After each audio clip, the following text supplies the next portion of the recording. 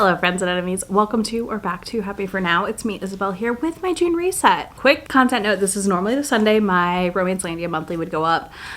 That's not happening right now. As you know, if you've watched other videos from me right now, you know I have a lot going on. Obviously, I'm not even at home. So we're doing a reset instead now. And also, I want to make sure I'm talking about the Amazing Readathon before it starts. So of you that are on the fence for joining, maybe it's another little push. My reset's going to be pretty Amazing Readathon centric because obviously it has to be. But on that note, I'm here. Hello. I hope y'all had a wonderful May and are having a wonderful holiday weekend if you're in the States. But I also am just so pumped for June that I'm very ready for this reset. So first things first, let's talk about the lives, podcast, and read-alongs and all that stuff for the month of June. First things first, my members pick this month, y'all, is Only When It's Us by Chloe Leese. I'm really excited for this one. It definitely fits in for some of the sightseeing prompts, so I will be reading it for one of those and vlogging it for my members. I'm just so excited to finally dive into the Bergman Brothers series. I'm hoping I love it as much as other people have loved them. Then I also am hoping to catch back up for the Mass Effect read-along and be on the live in June. Not the first live, but the second live. There's, again, life chaos as I've discussed previously. It's in my vlogs. I've talked about it. I don't want to rehash it constantly, but yeah, there's just a lot going on. And then I have 3 official sprint times right now for the Amazing Readathon. I do not have any sprints the first week because of chaos, but after that I should be pretty available to sprint. So first things first, June 13th from 8 p.m. Eastern to 10 p.m. maybe 11 o'clock Eastern, I will be live sprinting. It'll depend on how tired I am. I live in Central, so it just really depends on how tired I am. And then for the face-off weekend, that Saturday, I will be sprinting June 15th from 8 p.m. to 11 p.m. All these times are in Eastern, just as a note. These will get scheduled about a week or less out also, but yeah. And then on June 23rd, from 1 to 5 p.m. Eastern, I will be live sprinting as well. The other thing to note is that on Tuesday, the 28th of May, I will be live with Bree and Heather to discuss sightseeing prompt options, mostly in the romance genre. We will be pretty romance specific here, but I'm sure we will probably slip in a couple other genres as well because there might be some that I don't have a romance for. So we are going to give you about 50 recs each, probably. So more than 50 recs, kind of, because there's a couple recs we're not doing because we're not going to give you a recommendation from a friend because you could take any of the books we recommend for that. We'll be live doing that. So come join us. It'll be a good time. It'll start at 8:30 Eastern and probably go pretty late. So this is going to be a good time of recommendations. All right, let's talk about Read What You Own. If you're new here, I do this every month right now. I'm working on reading down what I own. Very unsuccessfully in May. I will note, obviously it has been a stressful time. I'm proud of myself. I have not bought books. I've gotten ARCs. So, trade-offs. I have not entered every single ARC I downloaded from Edelweiss, which is another digital ARC site, but I don't really track those the same way as I do NetGalley because there's no review score on Edelweiss. I just tried to review them. So I did really bad this month. I did not panic buy a lot of books. I had a lot of pre-orders come in for manga, and like I said, I got quite a few things on NetGalley. It's fine. I only took 3 books off my TBR this month, and I got 20. Again, I'm going to count this as a win because though I'm reading right now, I'm kind of really picking up a lot of KU novellas and stuff like that because I don't have the brain capacity for other things, basically. And that's fair. I think I'm allowed to just say fuck it one month, and that's this month. And in June with the readathon, I should see really good progress on this. So don't feel great about where I'm at in May, but it also is what it is. And there's nothing I'm going to do to change that in the last 4 days of the month, 5 days of the month, to be honest with you. So yeah. And anything else I read, I'm just going to count towards June. So that's fine, as far as my Read What You Own numbers. Let's talk about the couple ARCs I have on deck for June. These are hopefuls if they fit a prompt. I'm also hoping to get the audios for some of these on RWYO's ARC program when June rolls around, because that would be great. So first things first, we of course have Not in Love by Allie Hazelwood. I'm really excited to read this. I always enjoy Allie Hazelwood. I think right now there's one I haven't read yet, so who knows, maybe I'll read it for another prompt, but I'm really curious about this one. I do like this cover. I feel like this cover is kind of horny, and you know, I'm here for a horny cover. I've discussed this before. I do love those. Then we have Curvy Girl Summer. This one I'm super pumped for. I love this cover as well. I love, love, love the body type we're getting representation for on this cover. And I just am really pumped for it. I don't know a lot about it, to be honest with you, and I don't need to. I saw the cover and I know I like Danielle Allen, so I'm just pumped for this to happen. Then we have the re-release of For Real by Alexis Hall. I picked this up on NetGalley because I knew I would be reading I know I'm definitely going to end up reading it this month with the Amazing Readathon and Pride and all that fun stuff. And then last but not least, we have a novel love story by Ashley Poston. I really enjoyed the Dead Romantics and the 7-Year Time Slip, so I'm really curious about this one because she ends up like in a romance book. So I think that's fascinating. It's time for potentials. So here's the caveats here. The Amazing Readathon starts June 1st. Because of that, I just figured for potentials I'd share with you some of my strategies and thought processes here as somebody who did really well last year during the readathon, but also as someone who is a mood reader, but also likes the idea of having like some options kind of on deck already when my brain is unsure. My spreadsheet for the readathon basically has all of the sightseeing prompts, and I have started to fill all of those in with options, potentials like that I would read for this, because for me personally, I wanted to make it easy if I didn't have a book off the top of my head and put something that this recently I'm like interested in reading. I'm not going to give you all 50 books that I've put in the spreadsheet. That's a lot. That's too much. But one of the big priorities I have is reading a lot of what I own already, reading some of my NetGalley arcs down and things like that, and also reading a lot of my manga because why not? My strategy here is that I'm doing spinner wheels. I did a lot of sightseeing. I went back and looked, and I think I read 50 plus books during last year's Amazing Readathon. I don't think I will manage that again this year. I don't know that I would manage all 50 sightseeing prompts and 10 legs of the readathon. And I will tell you right now, if you were watching this and like, how? One thing I'm going to tell you right now is focus on finishing your city prompts. The most important thing you can do for your team in this readathon is read a book for every single city prompt and submit it, and then keep trucking.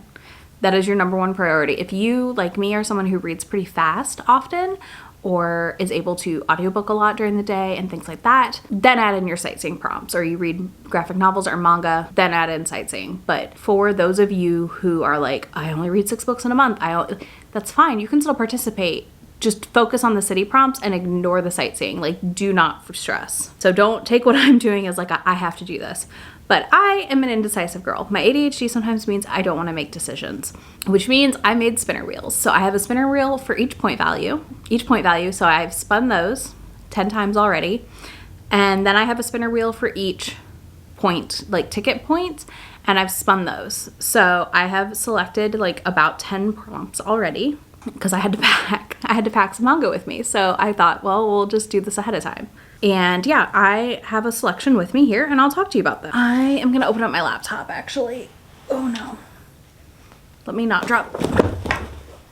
I said let me not drop it, and then immediately dropped it.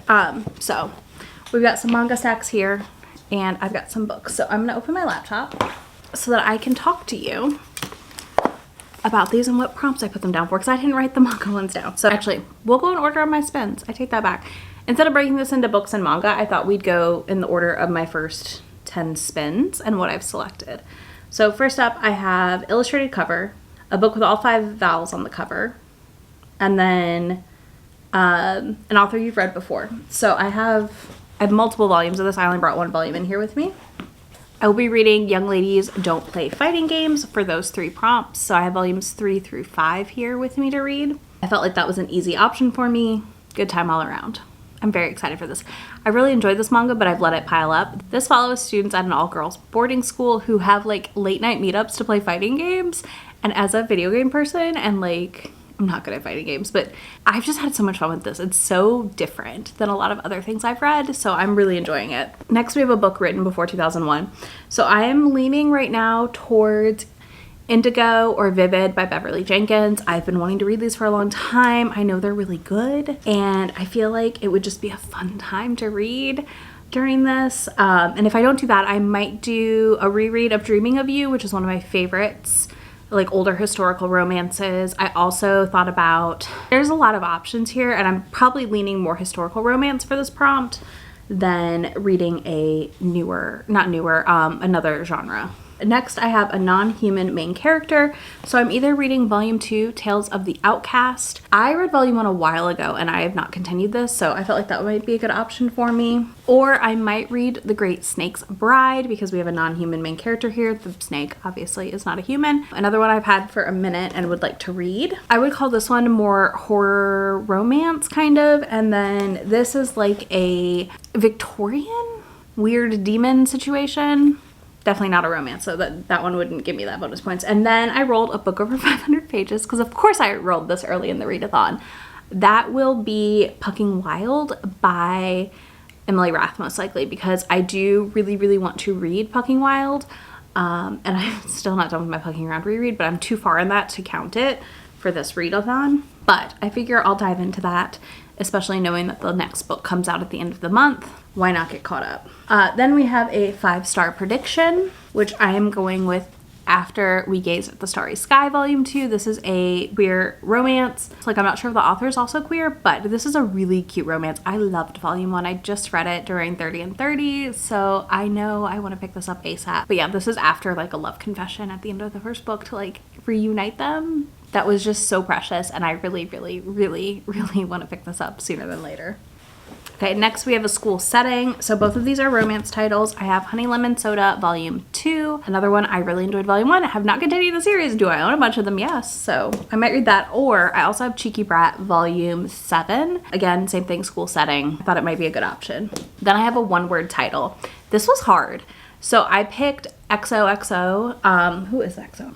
This is a new adult. This is a new adult college romance that follows someone who's on a scholarship to attend and is in like the drama club and a football player. And the author is also queer. I'm 99% sure. Let me Google that. Yes, so the author is part of the LGBTQIA+ community. So I will probably be reading that. I got an audio arc of this from Libro FM, so I felt like it was a good option to throw in there. And then the last thing I spun was self-published. So that one, so for self-published title, I'm planning to read Yours Insatiably by Avita Weiss because I have an audiobook of that and I need to read it and I haven't yet. So I felt like, or to earn some extra spending cash for flights and stuff in the readathon, I felt like that was a good option. But yeah, I feel pretty good about my potentials. Like I said, as a mood reader, I'm leaving this semi-open for myself because I don't want to be too boxed into a corner on what I have to read, but I also don't want to have to make choices of what I'm going to read, hence the spinner wheels. But I don't, I'm starting with 10. Those are my first 10 spins for the sightseeing prompts. So we'll see how far I get or don't get through those. If you're curious, I will be vlogging this. So you'll get a vlog of the first 3 legs. And then we'll just kind of go from there, like every 3 or so legs. And at the very end of the month, I will drop my sightseeing vlog where I tell you and expose how much or how little I read for sightseeing this entire time because I thought we'd keep it interesting. But yeah, that's kind of where I'm at right now. I would love to know what you're excited to read in the month of June. Do you have any fun queer authors picked out to read? Do you have any like really cool potentials on your list for the Amazing Readathon if you're participating or don't or aren't that you want to share with me? Please do in the comments. If you don't want to do any of that, obviously, leave me a pride flag, so the rainbow flag, heart emojis in your pride colors. I love my bisexual colors. They're the cutest. Or any of that, like whatever, just surprise me. But yeah, do one of those. If you want links to anything I talked about, that will be down below in the comments for you. Links to go watch that Amazing Readathon announcement video, links to Heather and Bree's channels, the lives, any of that is already scheduled will be down there. Links to all these books also will be down there. And I will be back to talk to y'all in just a few days. Bye. About to leave, already packing, come with me. I'm not really asking, we'll get away to a place where we don't know. About to see the world in action, what we can be, life with no distractions. We'll get away.